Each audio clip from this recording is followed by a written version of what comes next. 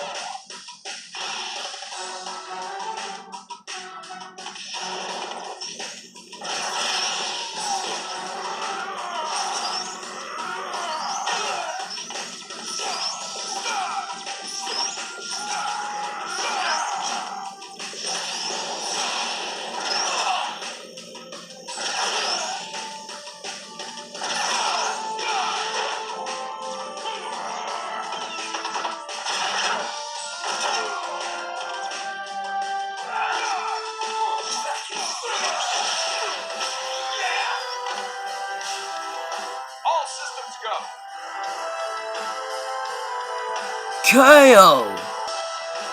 Whoa, well that fight was pretty intense. Both War Machine and Crimson Dynamo powers were evenly matched against one another. And actually, I was actually wrong about Crimson Dynamo. I guess he did have the Iron Chest Blast, and he did have the Rocket Missiles as well. But both their powers were evenly matched though. They both had Repulsor Rays, Flight Ability, Rocket Missiles, and even Iron Chest though. But only one of them had to come up with the end. While War Machine may not know Crimson Dynamo as well as Iron Man does, he does at least know him a little bit well. It has at least fought him a couple times. While Crimson Dynamo, in the meantime, as we said, has fought Iron Man several times, and actually has been able to beat him a couple times too. Crimson Dynamo was so close, as you may have just saw. War Machine was taken away for momentarily until Crimson Dynamo, as we said. Both their super moves were both able to try to catch up to one another and able to take each other the lead, but only one of them had to get the better advantage in the fight. As they got tired of flying around shooting repulsor rays at them, they just decided to try to come down a couple times and tried going fist to fist to see how that went. As they did, it was able to stun some of them a bit, and as we mentioned, only one of them had to come up with the win. And unfortunately, thanks to War Machine's special move again, he was able to get the last 2 points as he was at 8 and managed to get the 10. Well, looks like Crimson Dynamo just somehow wasn't dynamite enough to, well, put enough dynamite to be able to take out this fight. This battle's winner is War Machine. And don't go away just yet, I'm about to reveal who the next fighters will be. If you liked this video, give it a thumbs up. If you didn't like it, give it a thumbs down, and that's okay. But meanwhile, let's find out who the next fighters are gonna be.